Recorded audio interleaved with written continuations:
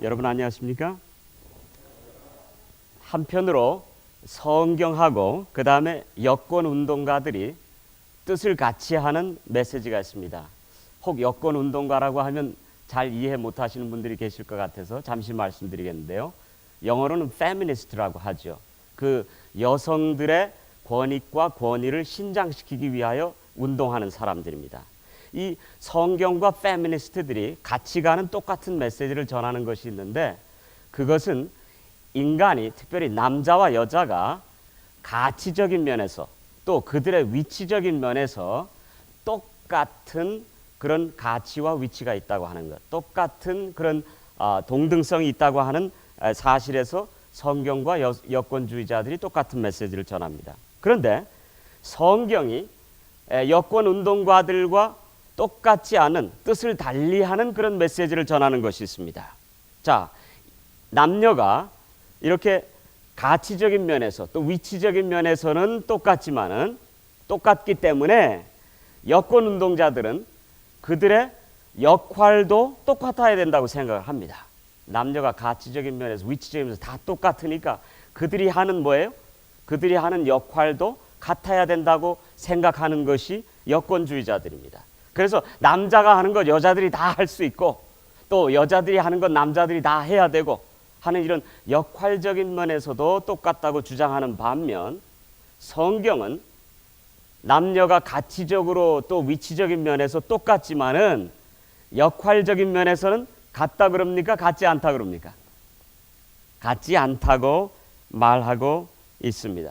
왜냐하면 성경은 여러분과 저가 일과에서 공부하신 것처럼 누구의 형상으로 지음을 입었습니까? 하나님의 이 우리됨의 형상으로 하나님께서 인간을 만드시면서 남자와 남자를 만들지 아니하시고 남자와 여자를 만드셨습니다.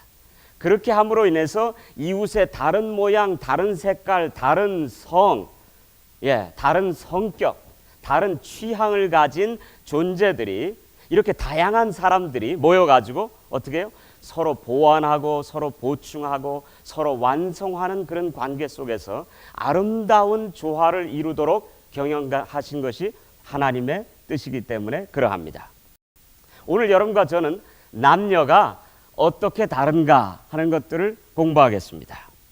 그런데 여러분, 오늘 남녀가 얼마나 다르다라고 하는 사실을 또 지식적으로 또 지혜적으로 또 깨달음을 갖는다는 것 자체가 하나님의 형상을 회복하는 중요한 과정이 되겠습니까? 네, 중요한 과정이 되겠습니다. 왜냐하면 이렇게 진정한 사랑은, 책임있고 성숙한 사랑은 무엇에 기초한 사랑이 되어야 된다고 바울은 강조하고 있기 때문입니까? 지식과 지혜에 기초한 사랑만이 진정하게 책임있고 또 성숙한 사랑이 되기 때문에 그러하죠.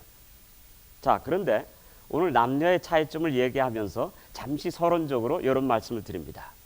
남자는 이렇다, 여자는 이렇다라고 우리가 일반화하게 되면, 그것을 우리는 영어로 generalize 한다고 그러지 않습니까? 이렇게 일반화하게 되면 80%의 분류는 그 카테고리 속에 들어가는데, 나머지 20%는 목사님이 일반화하시는 그 특성에 내가 들어가지 않는다라고 생각하는 남녀들이 있을 것이란 말입니다. 그러므로 혹시 20%에 소속된 분들이 계시면 여러분들이 이상한 분들이 아니다라고 하는 사실을 여러분께서 확인해 주시기를 바랍니다. 또 한 가지는 남자가 이렇다, 여자가 이렇다라고 얘기할 때에 우리가 어디까지가 하나님께서 그렇게 다르게 창조하신 부분이고, 또 어디서부터가 사회적인 조종에 의해서 달라지는지는 우리가 확실히 알지를 못합니다. 여러분께서 그 점을 미리 감안을 하시고 오늘 남녀의 차이점들을 함께 공부할 수 있으면 좋겠습니다. 자, 남녀의 차이점에 대해서 아주 유명한 책을 쓰신 한 분이 계시는데, 혹 여러분들 그 타이틀 아시는 분들 계십니까? 어디에서 온 남자, 또 어디에서 온 여자? 아시네요. 화성에서 온 남자, 그 다음에요, 금성에서 온 여자. 그 책을 쓰신 분의 이름이 존 그레이라고 하는 사람인데, 그 사람은 그 책 하나 써가지고 밀리어네어가 된 사람입니다. 그런데 이 존 그레이가 쓴 화성에서 온 남자와 금성에서 온 여자라고 하는 책은 소위 남녀가 외계 사람이라고 하는 가정으로 시작하는 겁니다. 마치 외계 사람들이, 다른 세계에 사는 외계 사람들이 서로 만나가지고 무엇부터 통하지 않는다는 것을 가정하는 겁니까? 말부터, 모양도 다르고 색깔도 다르고, 말부터가 통하지 않는다고 하는 사실을 이 사람이 가정으로 내세우면서 화성에서 온 남자, 금성에서 온 여자라고 하는 재미있는 이름으로 이 남녀의 차이점에 대한 책을 써서 아주 센세이션을 일으킨 그런 경험들이 있습니다. 경험적으로 봐도 여러분, 경험적으로 봐도 정말 똑같은 단어와 언어를 써도 말이 통하지 않는 경우를 많이 봅니다. 예를 들면 교회 가기 전에, 자, 남자들은 몇 분만이면 옷을 다 입습니까? 5분. 저 같은 경우에는 뭐 양복 무엇을 입을 걸 아니까 2, 3분이면 다 입어버리는데, 자, 옷을 입고서 남성들은 대개 어떻게 합니까? 집 앞을 배회하죠. 뺑뺑 돌면서 어떻게 합니까? 빨리빨리 나오라고 종용하죠. 자, 그런데 대부분의 경우 아내가 15분, 20분 동안 이제 시간을 충분히 준 줄로 생각하고 있는데 문을 빼꼼히 열면서 뭐라고 그럽니까? 나와가지고는 여보, 옷이 없어요. 그럽니다. 자, 여성이 옷이 없어요 라고 얘기하면은 무슨 뜻입니까? 아니, 당신 무슨 말이냐고 말이죠. 당장 옷장에 들어가가지고 쌓인 옷을 세봅니까? 아니, 당신이 50벌, 100벌 이상의 옷들이 있는데 옷이 없다니 무슨 말입니까? 근데 와이프는 뭐라고 그래요? 옷이 없다고 이야기하는 여성은 무슨 메시지를 전하는 겁니까? 옷이 없는 것이 아니고 새 옷이 없다는 얘기입니다. 예? 새 옷 좀 사달라는 얘기입니다. 그런데 똑같은 말을 남성이 했다고 합시다. 옷이 없습니다 라고 남성이 얘기하면 무슨 의미가 될까요? 예? 깨끗한 옷이 없다는 얘기입니다. 이렇게 똑같은 단어를 쓰고 똑같은 언어를 사용해도 남녀가 뜻하는 바가 이렇게 다르다라고 하는 사실을 우리가 여기서 보면서 정말 존 그레이가 얘기한 것처럼 남성은 화성에서 왔고 여성은 금성에서 왔다고 말해도 과언이 아니다라고 하는 사실들을 우리가 여기서 보면서 남녀의 차이점들을 오늘 우리가 공부함으로 인해서 여러분과 저가 남자와 여자의 각기 다른 언어들을 깨닫게 되시길 바랍니다. 서로의 마음들을 헤아릴 수 있는 그런 기회들이 되게 되시길 간절히 바라면서, 자, 오늘 다 같이 교과를 펴시고 제3과가 되겠는데요. 3과의 1번에 있는 과정을 함께 나누어 보도록 그렇게 하겠습니다. 요즘 현대 기술 문명이 엄청나게 발달해서 특별히 이 두뇌 심리학이라고 그러죠. 뉴로사이콜로지가 엄청나게 발달해서 이 두뇌를 쪼개가지고 볼 수 있는 그런 과학기술 문명이 있지 않습니까? MRI나 또 캣스캔 같은 그러한 것들로 통해서 이 남자의 두뇌가 어떻게 생겼는지 여자의 두뇌가 어떻게 생겼는지를 조사해 본 결과, 특별히 이런 연구로 유명한 대학이 브라운 유니버시티라고 하는 대학인데 그곳에서 연구한 본 결과 어떤 결론을 내렸냐 하면 남녀가 언어가 다르고 정서가 다르고 이렇게 취향들이 다르고 이렇게 모든 것들이 다를 수밖에 없는 이유는 근본적으로 남녀의 두뇌 구조가 다르다라고 하는 사실에 있다고 하는 사실을 그들이 얘기하고 있습니다. 자, 오늘 제가 도포에 그려진 그림들, 화면에 나오는 그림들을 여러분과 제가 함께 보시도록 하겠는데요. 좀 단순화된 그림이기도 합니다. 16페이지에도 나와 있습니다. 자, 화면에도 나와 있는 이 도표를 보시면서 여러분들이 한번 생각해 보시길 바랍니다. 자, 먼저 여성분들이 남성들의 두뇌를 한번 보시기 바랍니다. 여성분들이 남성들의 두뇌를 보시니까 오른쪽 뇌와 왼쪽 뇌가 있고 그 다음에 오른쪽 뇌와 왼쪽 뇌를 연결하는 무엇이 있습니까? 소위 커넥팅 링크라고 합니다. 연결하는 그 연결 신경선이 있는데, 자, 그 선이 어떻게 얼마큼 있습니까? 예? 네? 보일 듯이 안 보일 듯이, 그렇죠? 드문드문 연결되어 있는 모습들을 보게 되죠. 자, 그 모습들을 보면서 자, 여성분들은 우선 어떤 생각을 하게 되십니까?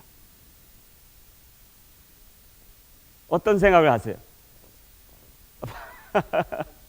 단순하다 하는 생각들을 하신다. 또요, 어떤 분들은 참 안 됐다. 아, 그러면 그렇지, 이게 뭐가 좀 안 통하는 이유가 거기에 있구나 라고 얘기할 수 있습니다. 그런데 여러분, 이렇게 남성의 두뇌를 이렇게 독특하게 여성과 같지 않게 하나님께서 만드셨다고 한다면 하나님의 형상으로 하나님께서 남성의 두뇌를 이렇게 만드셨다고 한다면 이렇게 만들어진 남성의 두뇌는 하나님의 걸작품일까요? 졸작품일까요? 분명 하나님의 걸작품일 것입니다. 그렇죠? 실수하지 아니하시는 하나님의 걸작품이라고 생각을 한다면 단점을 먼저 얘기하기 전에 뭘 먼저 얘기할 수 있어야 되겠어요? 장점을 먼저 얘기할 수 있어야 되겠습니다. 자, 그러면 남성의 두뇌와 여성의 두뇌를 보시면서 자, 우리가 어떤 생각을 하게 됩니까? 어떤 장점들이 있는 것 같습니까? 남성의 두뇌와 여성의 두뇌. 첫째는 남자의 두뇌가 어떻게 되어 있습니까? 이렇게 분리되어 있는 모습을 봅니까? 그래서 남성들은 하나님 안에서 이렇게 분리할 수 있는 장점을 타고났다고 하는 사실입니다. Ability to separate. 분리할 수 있는 그런 능력들이 남성들에게 있습니다. 자, 여성들의 두뇌를 보시면 어떤 생각을 하게 됩니까? 긴밀하게 연결되어 있죠. 너무 복잡할 만큼 연결이 되어 있죠. 그래서 여성들의 두뇌가 가지고 있는 장점은 어떤 장점이 되겠습니까? 남성들은 분리할 수 있는 능력이 있는 반면 여성들은 연결할 수 있는 능력이 있습니다. Ability to connect. 연결할 수 있는 능력이 있습니다. 자, 남성들이 이렇게 분리할 수 있는 능력이 있기 때문에 남성들은 가족들을 다 놔두고 어디에 나갈 수 있는 겁니까? 전쟁에 나갈 수 있는 겁니다. 자, 카우보이가 자기가 사랑하는 사람을 만나가지고, 죄송합니다, 무비 얘기를 해서, 사랑하는 사람을 만나가지고 어디로 갑니까? 여관에 들어가서 사랑을 맺으려고 하다가도 무슨 소리만 나면 나가요? 총소리만 나면 I love you 하다가도 어떻게 합니까? 총을 차고 나갑니까? 나가죠. 이렇게 남성들은 무엇 할 수 있는 능력이 있어요? 분리할 수 있는 능력이 있습니다. 그래서 전쟁을 나가서 자식들, 아내들 다 잊어버리고 전쟁의 임무에 충실할 수 있는 능력이 남성들에게 있는 것입니다. 한 번은 말입니다, 한 여성이 자기 남편이 그렇게 좋아하는 사냥에 같이 참여하기 위해서 남편에게 거짓말을 했습니다. 여보, 내가 당신 만나기 전에 사냥을 내가 많이 했는데 당신하고 내가 사냥을 가기를 원한다고. 하도 그렇게 종용을 하니까 남편이, 그래? 정말이야? 정말 사냥을 했어? 아, 정말 사냥을 했다고. 그래서 같이 사냥을 쫓아갔습니다. 남편이 사슴을 만났습니다. 그래가지고 사슴을 향해서 겨냥을 해가지고 아내에게 총을 줍니다. 사슴을 향해서 총을 쏘라고. 그랬더니 아내가 사슴을 향하여 겨냥이 이미 되어 있는 그 총을 붙잡고 어떻게 하기 시작해요? 손이 부들부들 떨리기 시작합니다. 그 다음에 아내의 눈에서 눈물이 뚝뚝 떨어지기 시작합니다.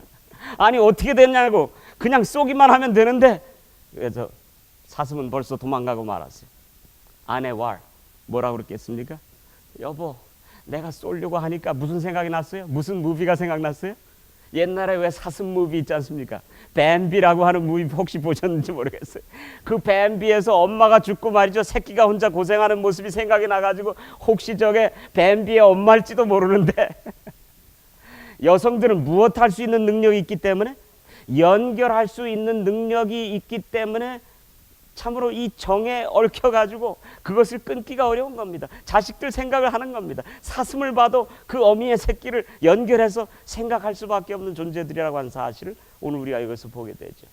또 몇 가지 재미있는 이야기를 함께 나눠보십시다. 여성들은 이렇게 남성들에 비해서 연결할 수 있는 능력이 있기 때문에 예를 들어서 커튼 색깔하고 카펫 색깔이 맞지 않으면 남자들은 분리할 수 있는 능력이 있기 때문에 커튼 색깔과 그 다음에 카펫 색깔이 맞지 않아도 밥 먹는데 식욕에 지장이 있습니까? 없습니까? 전혀 지장이 없습니다. 그런데 여성들은 어떻습니까? 영 이게 밥맛에 지장이 있는 겁니다. 예? 커튼 색깔과 카펫 색깔이 맞지 않으면 밥맛에 지장이 있는 겁니다. 왜? 전체적으로 연결이 되어져 있기 때문에. 또 액자가 삐딱하게 놓여져 있으면 누가 삐딱하게 된 것처럼 느끼는 겁니까? 내가 삐뚤어진 것처럼 느끼는 겁니다. 그래서 아내가 남편한테 여러분 여성들이 이렇게 연결성이 있다고 하는 사실을 생각하시면서 이 예화를 한번 들어보십시오.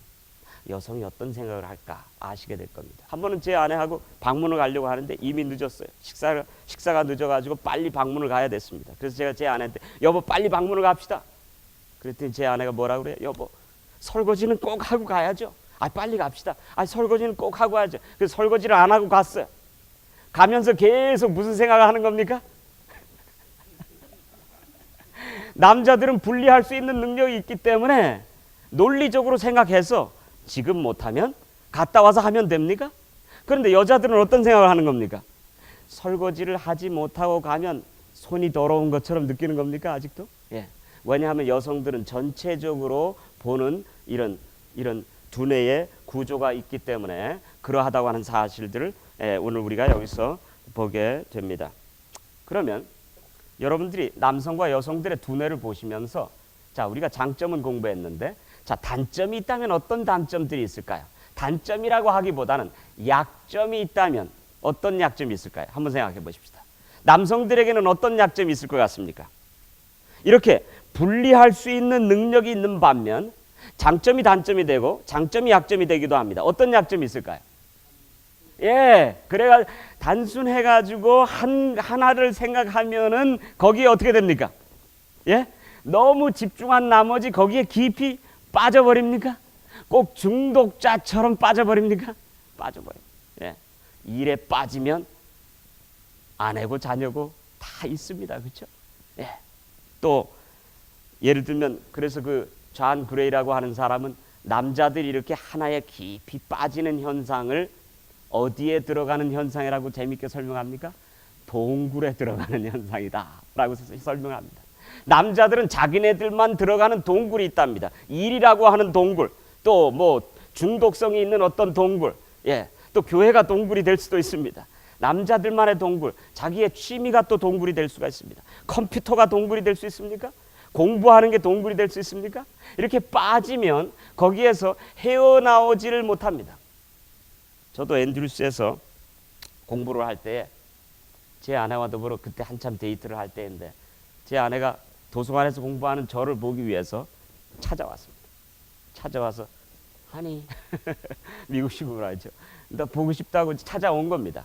찾아왔는데 저는 그동안 2시간 동안 뭐 하고 있었어요? 공부하고 있었으니까 어디에 깊이 빠진 겁니까?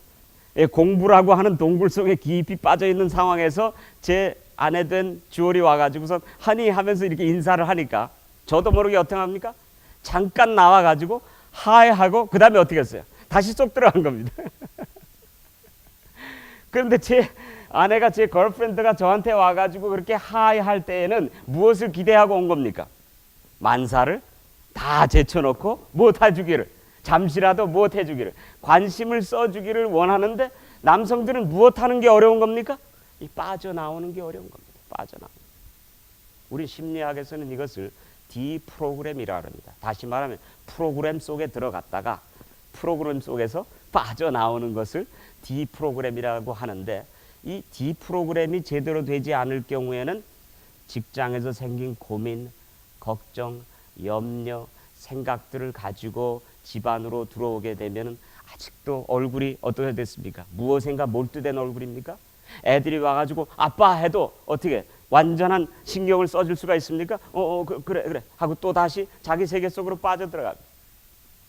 그래서 한 목사님께서는, 제가 존경하는 한 목사님께서는 자기의 두뇌가 이렇게 형성되어 있다는 것은 모르셨지만은 자기가 뭔가에 빠지면, 주의 사업이라도 거기에 빠지면 헤어나올 줄을 모르고, 그래서 그것이 때로는 중독성이 될 수도 있다고 하는 사실을 깨닫고 이분이 항상 이런 프랙티스를 했다고 합니다. 이런 실천을 했다고 합니다.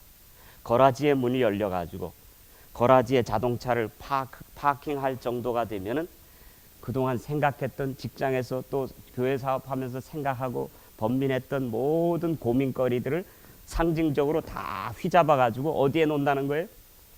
자동차 그 위에 선반에다가 이렇게 놓고, 주님 이제 집에 들어갈 거니까 이제 집에 들어갈 때에는 요걸 내가 안 가지고 들어가겠습니다 하고 올려놓고, 그 다음에 가정에 들어갈 때에는 어때요? 목사로서가 아니라 아빠로서 또 남편으로서 설 수 있도록 프로그램하고 디프로그램 한다는 겁니다. 남성들의 두뇌가 이렇게 구조되어 있기 때문에 남성들이 가지고 있는 가장 큰 약점이 있다면 중독성입니다. 아무리 좋은 것이라도 거기에 빠져서 아주 우리에게 귀한 관계나 이러한 것들을 무엇할 수 있습니까? 상실하고 빼앗기고 희생 당할 수 있다고 하는 사실들을 우리가 여기서 보게 되죠. 자, 여성들에게는 또 어떤 단점이 있겠습니까?